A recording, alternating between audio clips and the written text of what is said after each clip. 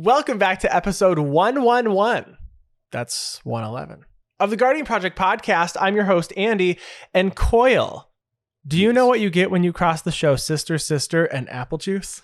I do not. Tiamat. Got it. Tia Mowry and Mott. That's pretty good. I like that. That's like my kind of joke. I love that. Yeah, I was proud I was going to have one to explain. Yeah. Because I don't usually have to explain mine. Because remember, explaining it means you get to tell the joke Explaining twice. the joke. Reads the joke? Reads the joke. Explaining the joke explains the joke. Yeah, explaining the joke. And I'm your other host, Mike. And did you know that Wizards is finally releasing the new Magic product that we've been asking for the last year and a half? Introducing the I'm All Set booster box. Because, honestly, I'm all set. Please listen carefully.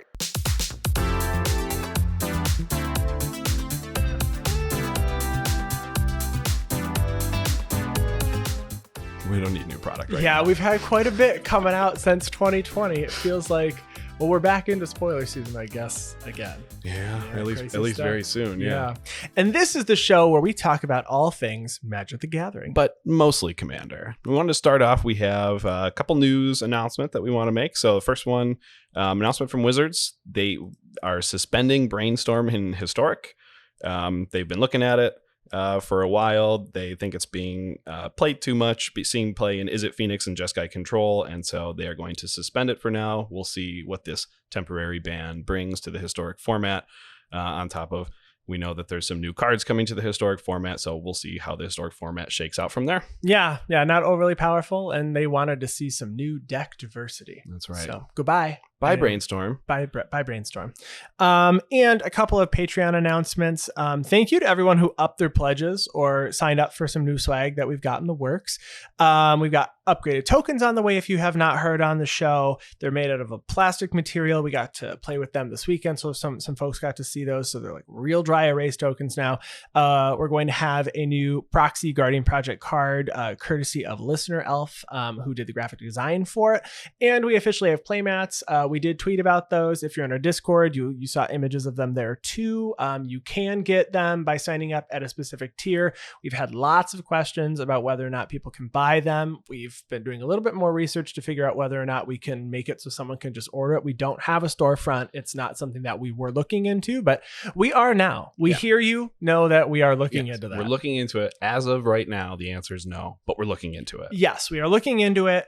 We did have someone that signed up at that tier and said, can I get it sooner than having to wait the 3 months? They've been a patron for forever. So we've got we're trying to figure out how to do it. Mm-hmm. We just don't know yet. If you have suggestions that aren't give away the playmats for free, please let us know. Exactly. And welcome to our new patron, Jason Belk. Your project is due in 2 weeks. 2 weeks? That's reasonable. I think that's the most reasonable. How long is it a paper? What are we saying? What do we want this one to be? What is this project? We need an article. On why Guardian Project is the best card draw enchantment in Commander. If you're not playing Shadowborn Apostle or Persistent Petitioners. If you're not playing them? Yeah, because it cares about creature that you control or in your graveyard if it has the same name. So if you no rat colonies either, I guess. Oh yeah, rat colony too. Can't do rat colony. Or what's that new one? The new Seven one, Dwarves. Seven Dwarves. Oh, 7 dwarves. That's right. You can only play 7 of those. Not as bad, right? So again, thank you to everyone who upped your patronage, and we will have all of those tokens soon. The proxy cards are being finalized currently, so we will have those soon. And if you would like to support us, you can head to patreon.com/guardianprojectpod and donate for any dollar amount. And if you're looking for another way to support the podcast, whatever platform you are listening to the podcast on now, if you could subscribe, rate, review, follow, or leave a comment, actually, because we love interacting in the comments. We're getting more and more comments all the time on our stuff. We're doing our best to reply to all of them. So if you want to interact with us, please do it in the comments section. Doing our best. We are replying to all of them. You can also find us online at theguardianprojectpodcast.com. Social media is on Twitter at GuardianPod. Gameplay videos are at youtube.com/guardianproject. Or you can email us at guardianprojectpod@gmail.com. Coil, what are we talking about this week?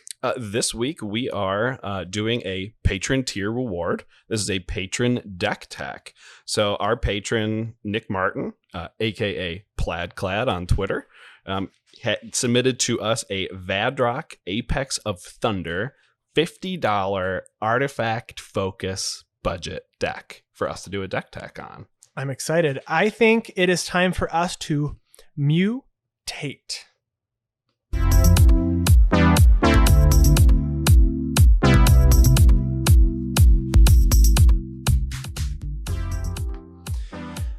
All right, so we are looking at budget artifacts this week. And when Nick gave us the notes on his deck, he said that this was his flagship deck that he uses to show people how easily and how fun it is to play a budget deck. And while it's not as powerful as it could be, it still punches well above its price tag.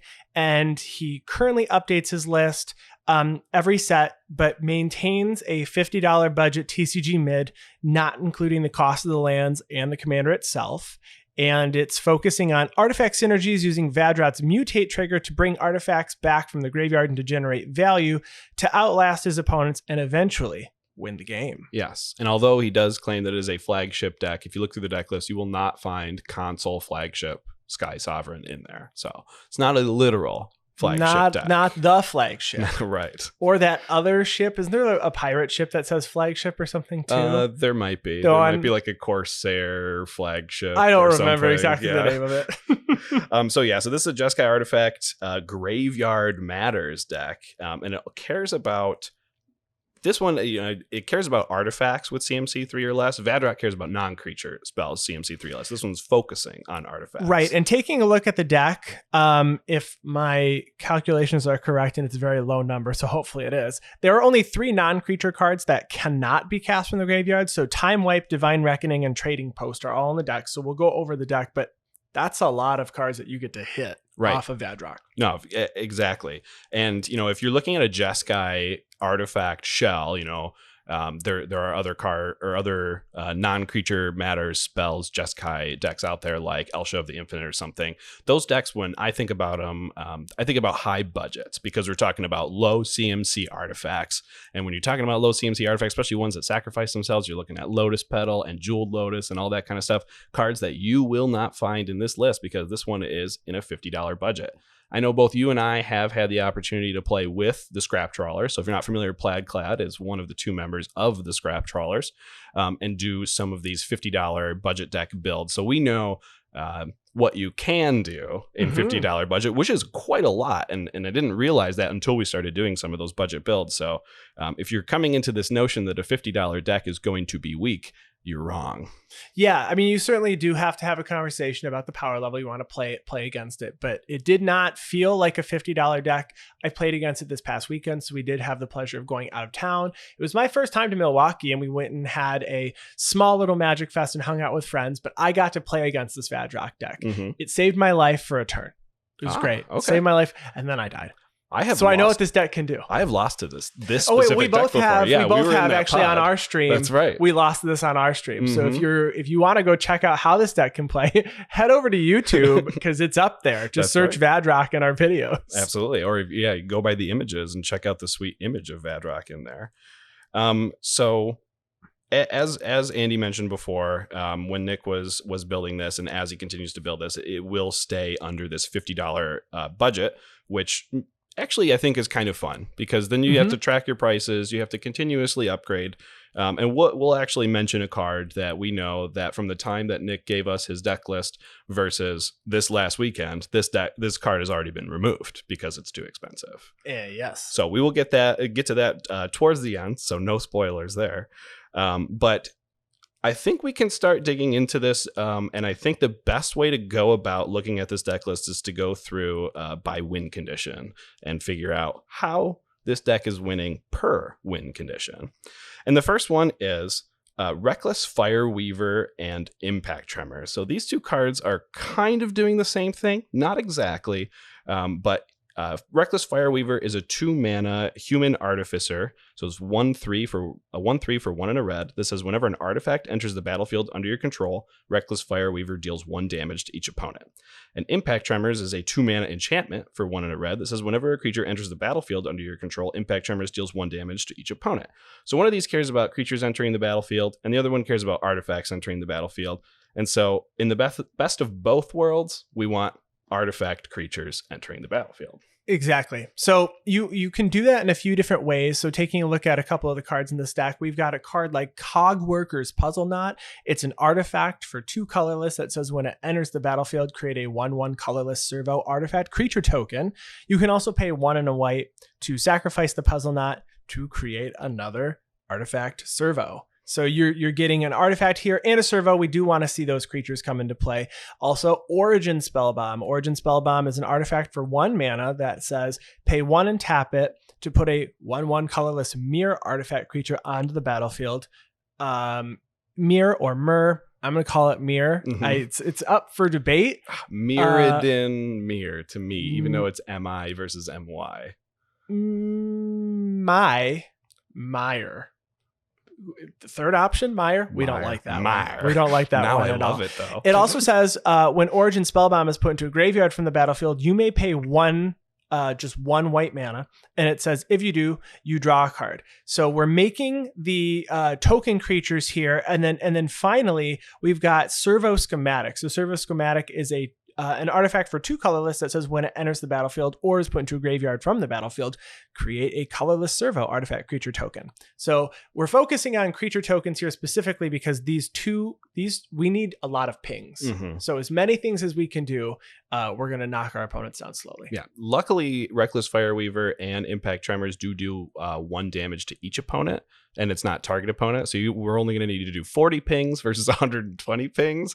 And luckily, with Reckless Fireweaver, even Cogworker's Puzzle Knot and Servo Schematic and Origin Spellbomb themselves are going to trigger those pings, including the tokens that they make. I also like that Origin Spellbomb draws you a card. Very cool. You're in Jeskai, so I mean you certainly have options for blue, and we have lots of. I mean we'll talk about it. There are ways to draw cards in the deck, but on an artifact that actually costs white, I guess if you look at its actual color identity, it's card advantage in white. It's card draw. And in white. It's card draw. Yeah, it's card draw in white, which everyone complains about. We've got it here. Right.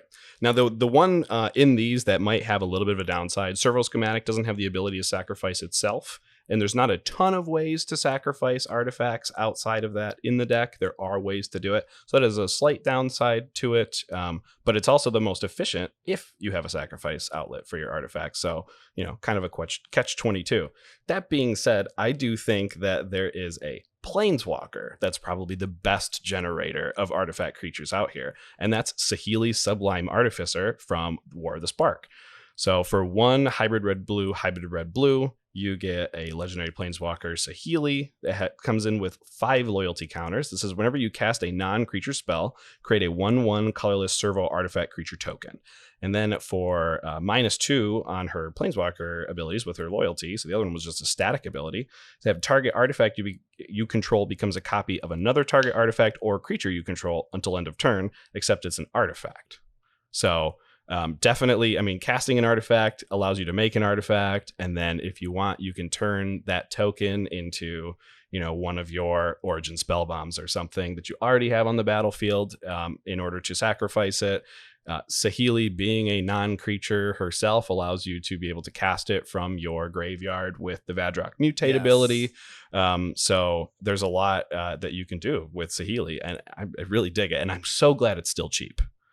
Saheeli has, it really hasn't gone up a lot, actually. And I'm surprised at that. I mean, it was printed at Uncommon, War of the Spark. I guess it was kind of a well-printed set. It was before we had premium sets, before we had collector's boosters and everything, War of the Spark, we had but there is the Saheeli that is the stained glass that you could get in the secret layers, potentially. That is true. So it has been reprinted at least one time. But it's under 40 cents. It is. For what it does. And I really like it. Another card that we really like here in this list is Dig Site Engineer. It is a 3/3 Dwarf Artificer for 2 and a white. Dwarf Artificer is relevant because it's not a human, and if there's one thing we've learned, you can't mutate on a human. That's right. So it says, whenever you cast an artifact spell, you may pay 2 colorless. If you do, create a 0/0 colorless construct artifact creature token with this creature gets +1/+1 for each artifact you control. You're making so many artifacts, and the deck is full of artifact spells. Yes, it really is. And this particular token is often referred to as a Karn struct because Karn, the War of the Spark Karn actually makes them. I didn't do a full Scryfall search to try to find it, but from what I know off the top of my head, this is definitely the cheapest way to make Karn structs in Jeskai, because the only other ways I could think of are like Urza. There's the Karn. Urza that makes it. Urza's Saga makes it. There's the I think it's just that one Karn that they printed, and it makes the interesting. So this is the cheapest way to do it, and this one actually came in the Osgear Precon for Strixhaven. So this is actually one of the newest additions to this deck. You won't see a ton of Modern Horizons 2 or AFR in this deck yet. Brand new sets. We also, I mean, at least when I look at Mutate decks, a lot of them that I've played against, Otremes or Snap decks, a lot of them matter about the commander specifically attacking. This one, it certainly does.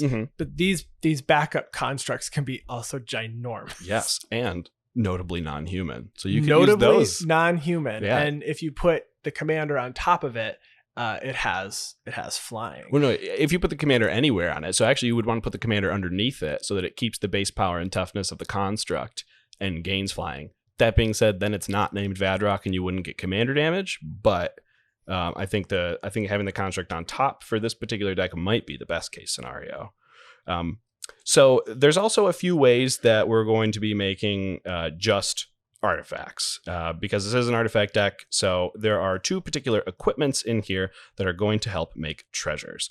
So we have Gold Vein Pick and Prying Blade. So Gold Vein Pick is a 2 colorless artifact equipment. It says equipped creature gets +1/+1, and whenever the equipped creature deals combat damage to a player, create a treasure token. It has an equip cost of 1, where Prying Blade costs 1 with an equip cost of 2, gives the equipped creature +1/+0, and whenever the equipped creature deals combat damage to a player, you create a colorless treasure artifact token.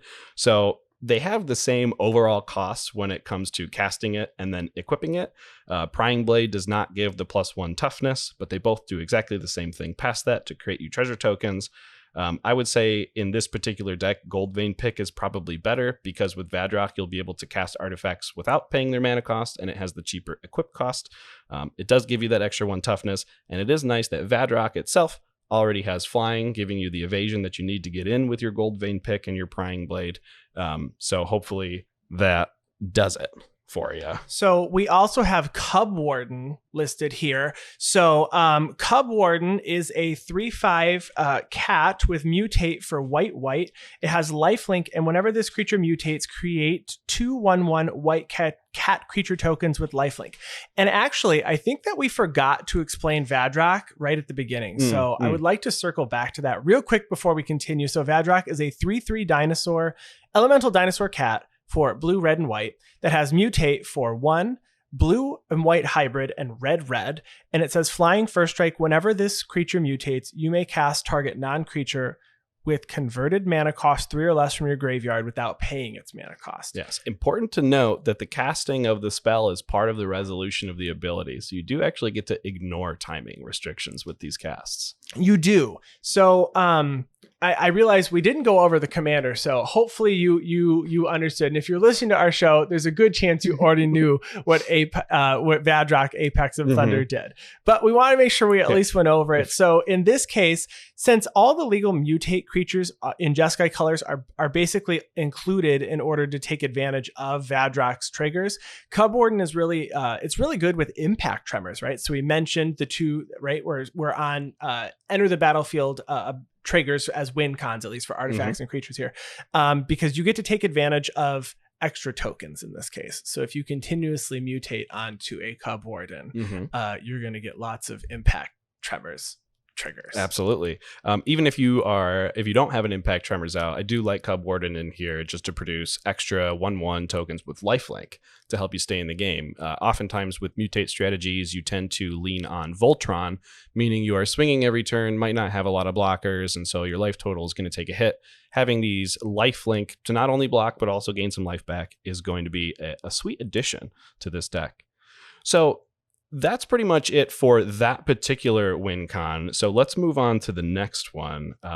So that's Mirrodin Besieged. So Mirrodin Besieged is an enchantment for 2 and a blue that says as it enters the battlefield, choose Mirrodin or Phyrexian. So Mirrodin says whenever you cast an artifact spell, create a 1/1 colorless mirror artifact creature token. And Phyrexian says at the beginning of your end step, draw a card, then discard a card. If there are 15 or more artifacts in your graveyard, target opponent loses the game. So looking at the number of artifacts that are in the deck, it's not necessarily consistent to choose Phyrexian here.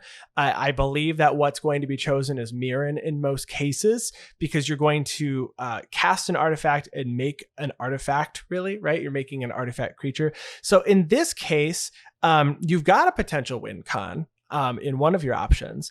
But the first mode on an enchantment, you basically have another Saheeli Rai, right? So you're almost making another creature based on that Saheeli we mentioned earlier. So on top of being a win condition, it feeds the Reckless Fireweaver and Impact Tremors first win condition.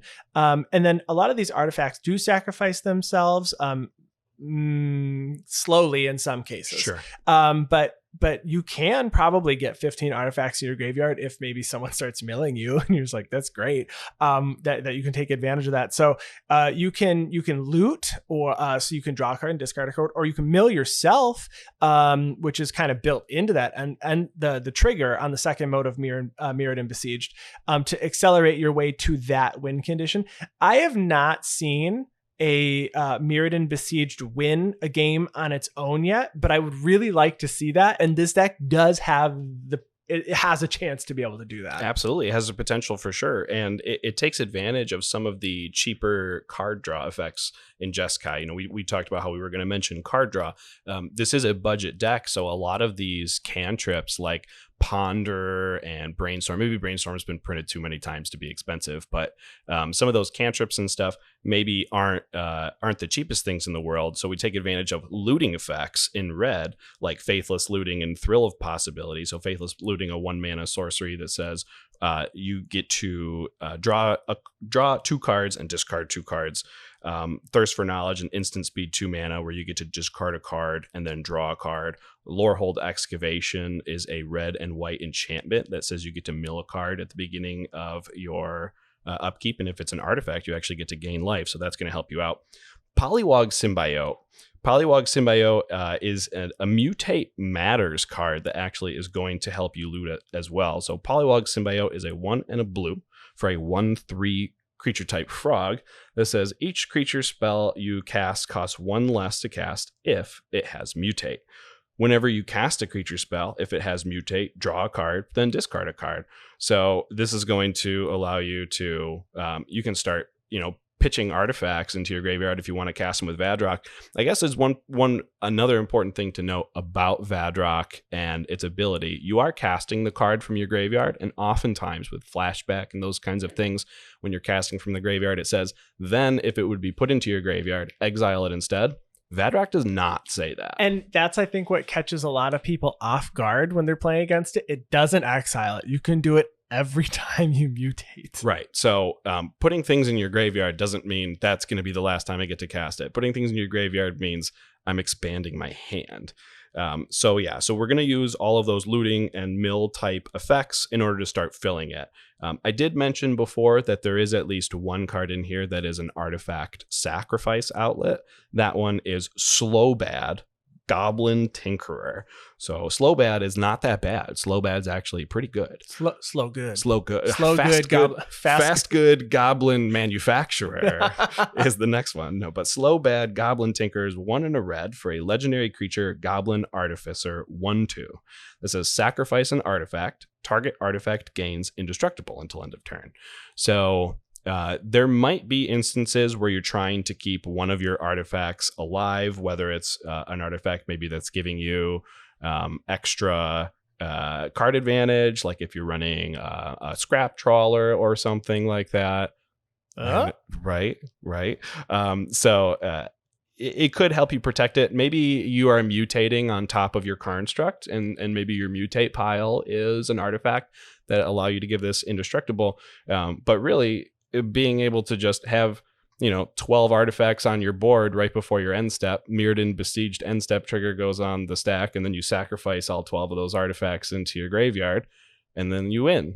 It's very possible to do a I gotcha moment right there. And with the trigger on the stack, it doesn't actually matter if Mirrodin Besieged gets removed or anything. So they'd actually have to remove your graveyard in order to make it so that you don't win in that situation. Very possible, but less likely because it's on your turn. Yeah. You want to talk about another really cool win condition here? This one is Molten Psyche. So Molten Psyche is a sorcery for 1 red that says each player shuffles the cards from their hand into their library and then draws that many cards. So it's very similar to a Winds of Change here, but it has Metalcraft. If you control 3 or more artifacts, Molten Psyche deals damage to each opponent equal to the number of cards that player has drawn this turn.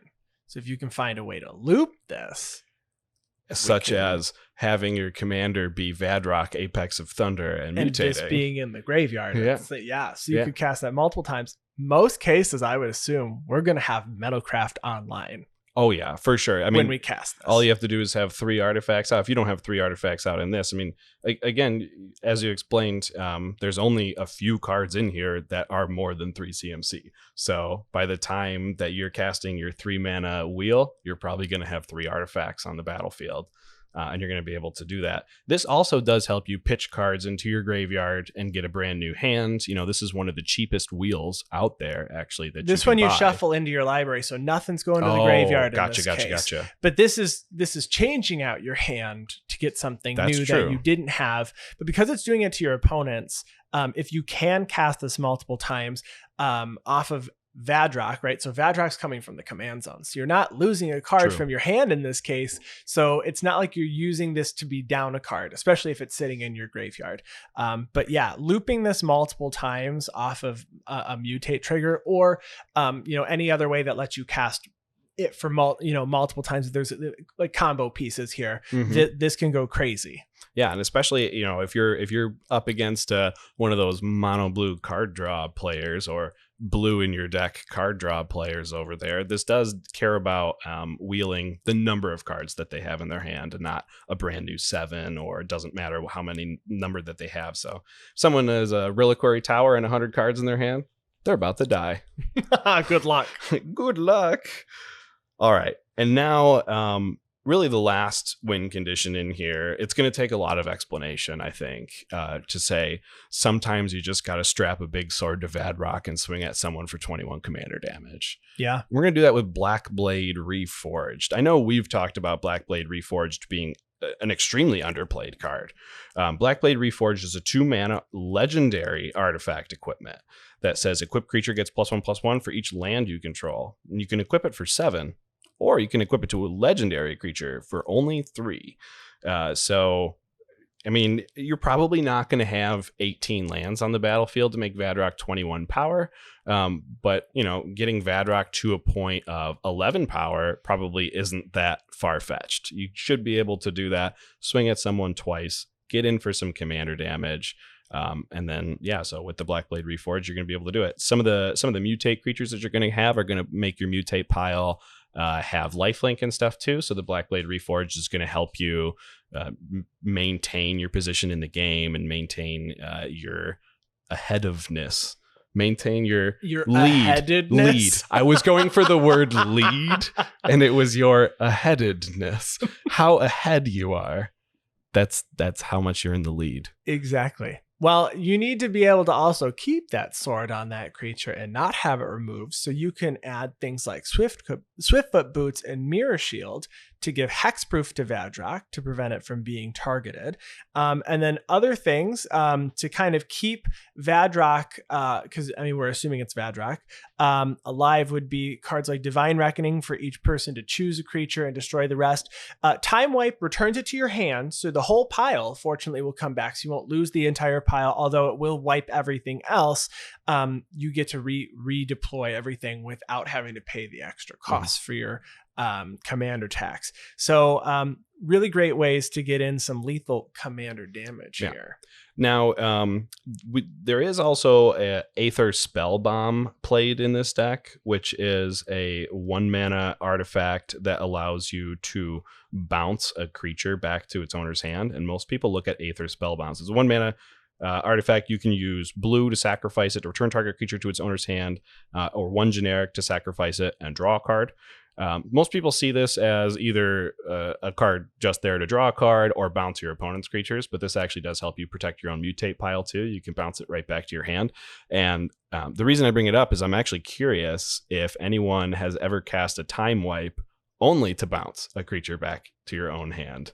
I had. You have done that? But it was not in Commander. Okay. But it's definitely a strategy when you have one important thing you need to be winning with. Maybe it doesn't feel good to cast for a 5-mana sorcery to return one of your own creatures to your hand, but if it's necessary, you have it.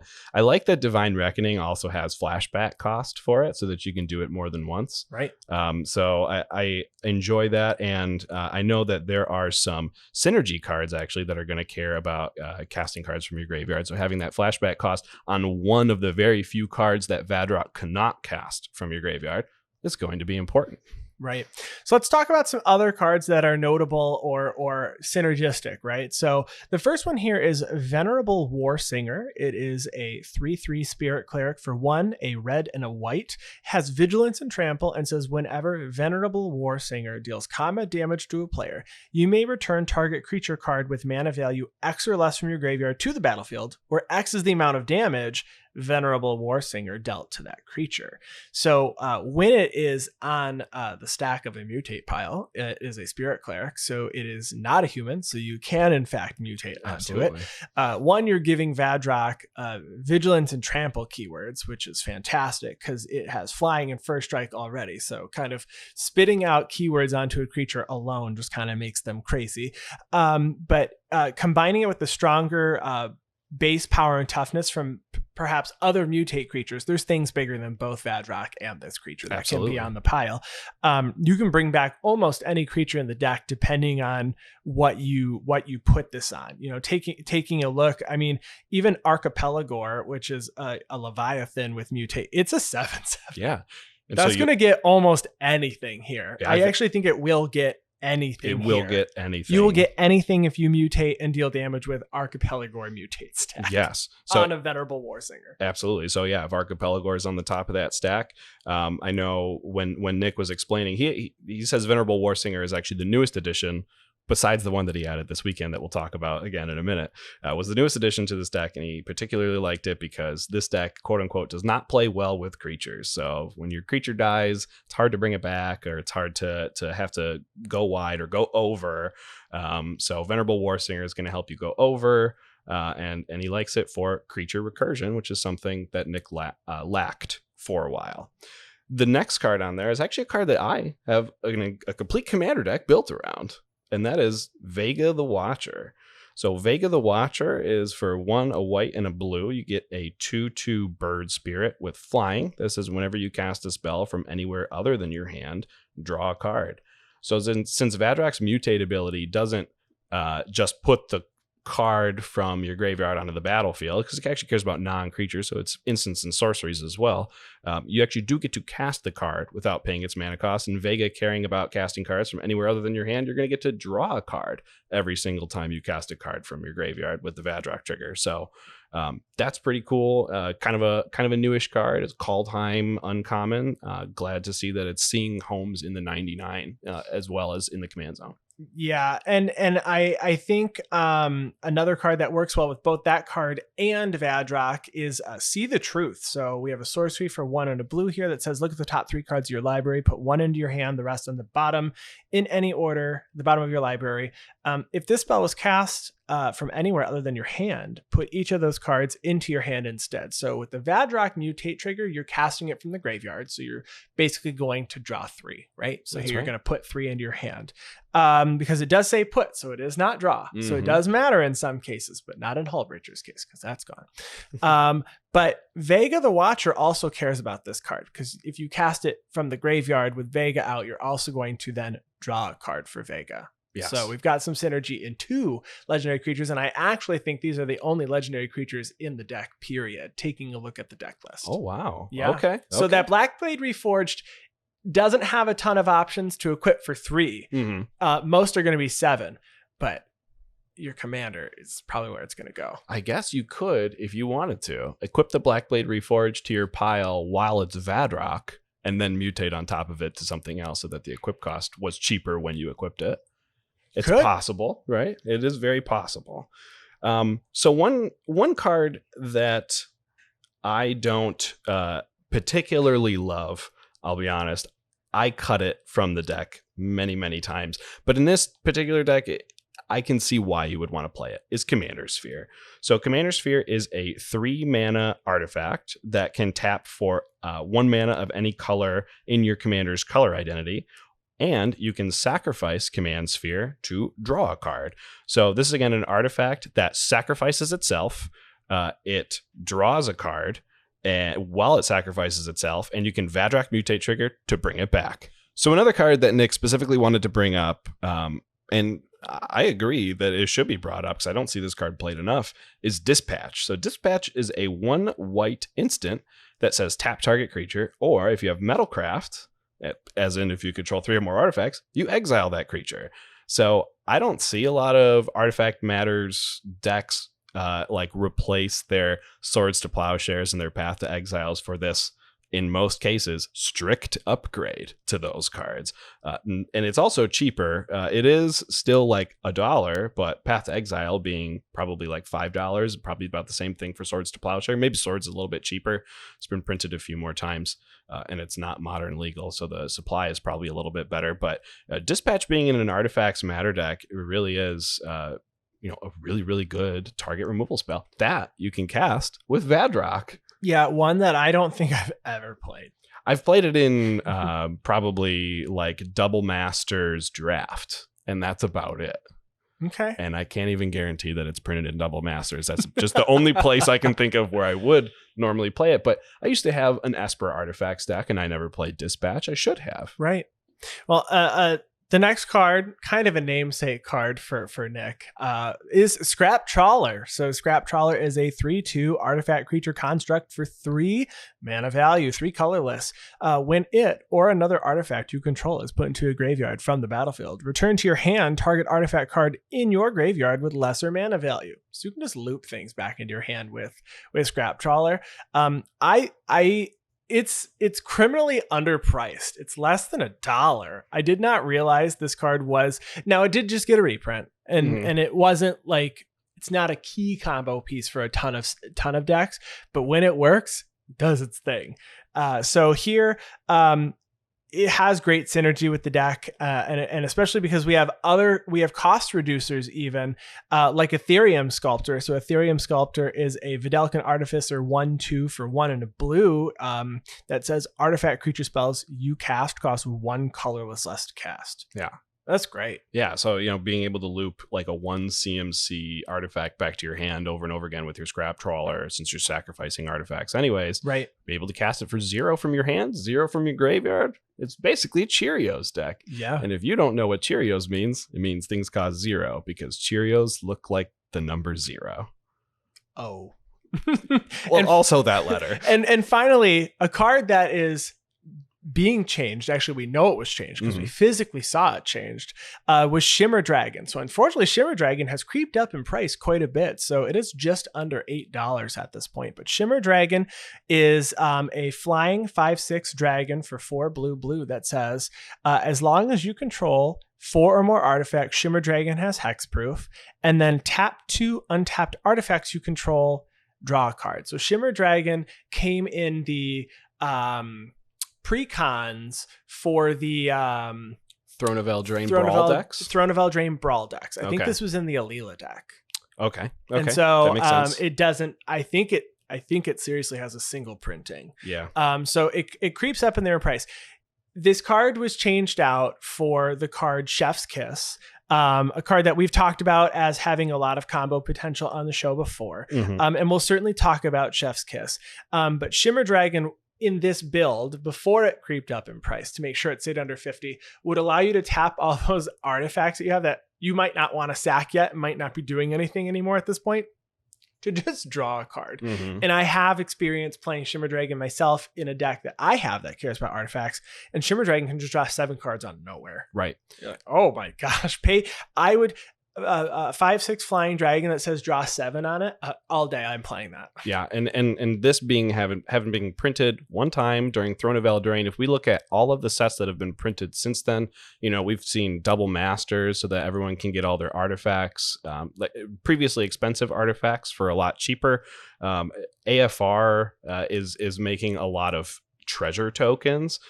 Even in Modern Horizons 2, we got a ton of new artifacts, like artifacts that were simulating other cards that didn't want to quite put into Modern, like Diamond Lion instead of Lion's Eye Diamond type of deal. It had a definite, Modern Horizons 2 has a definite artifact matters sub theme to it. So the more of these sets that get printed that have this artifact matters, and the fact that Shimmer Dragon's not being reprinted, and it totally is. Imagine Academy Manufactor making 1 token. Now you have 4 artifacts. You're drawing 2 cards immediately from Shimmer Dragon. So it doesn't care if the artifact that you're tapping is token or not, and that just makes this card that much stronger. It needs a reprint so that we can play it more. $8 might not be expensive to some, but $8 is almost 20% of the budget for this deck. Exactly.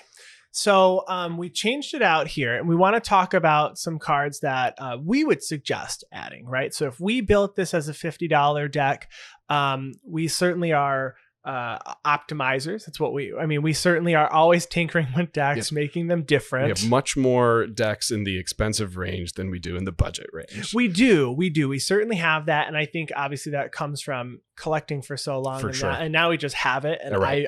I trade cards between decks for sure. But we did switch out here. Nick changed out that Shimmer Dragon for a Chef's Kiss, which is under 25 cents.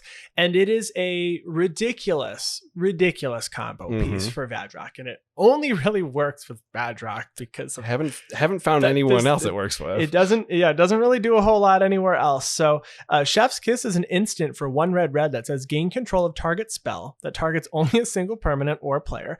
Copy it, then reselect targets at random for that spell and the copy. The new targets can't be you or a permanent you control.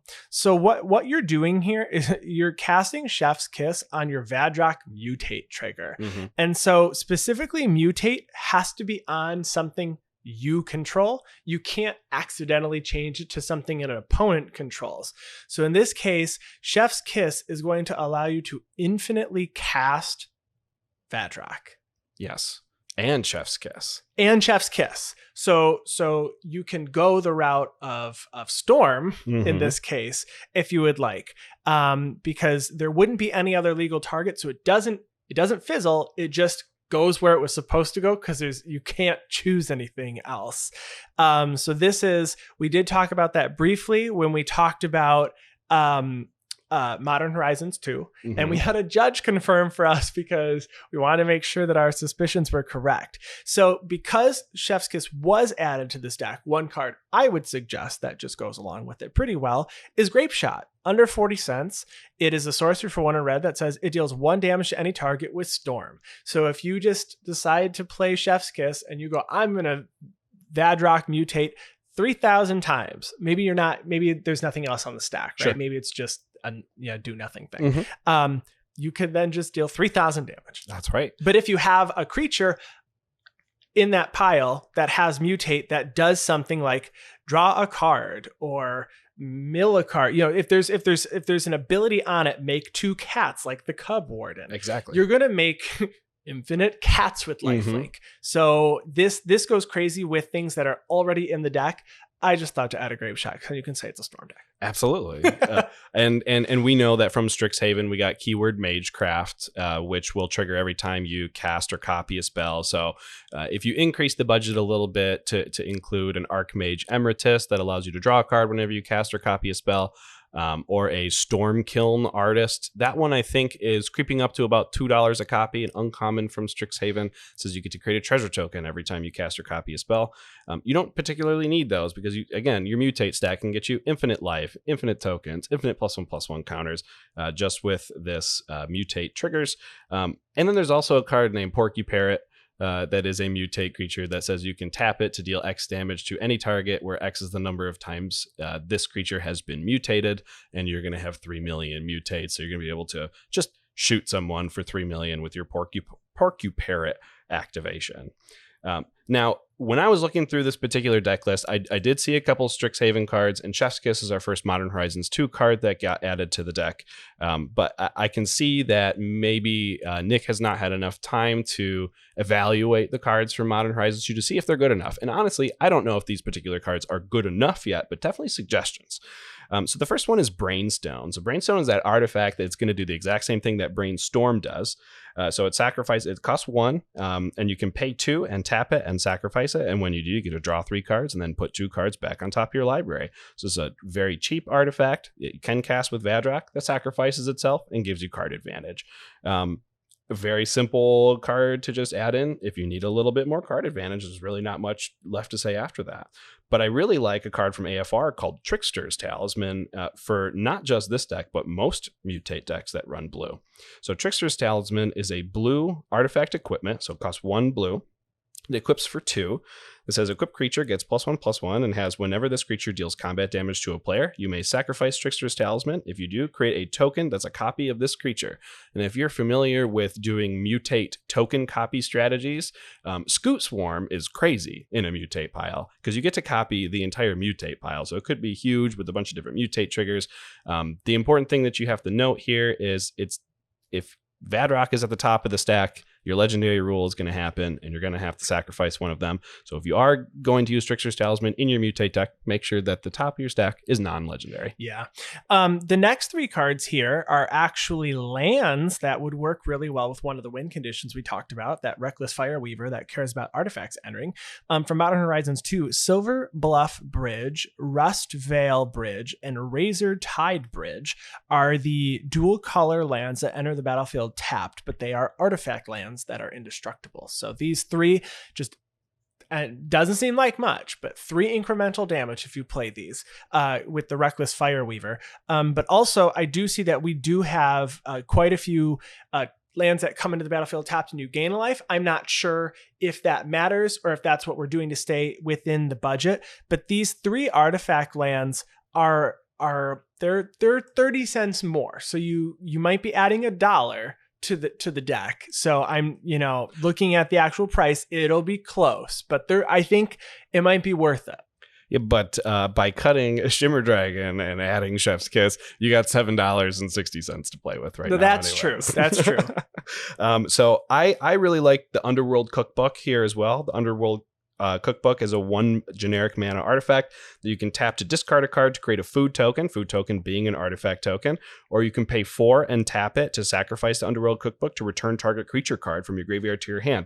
Again, Nick's saying that creature recursion from the graveyard is a little bit of an issue. The Underworld Cookbook has the opportunity to bring creatures back to your hand on top of it being an artifact that has to sacrifice itself in order to do so. You can also start pitching your artifacts from your hand with its first ability to start feeding Vadrok's mutate ability while also creating an artifact to begin with. And it costs 1 mana. I really do love the Underworld Cookbook a lot. for this deck. I haven't seen it cast in a single deck yet, but I feel like it fits in quite a few decks. I've seen it cast enough in Modern. I don't need it in Commander all the time.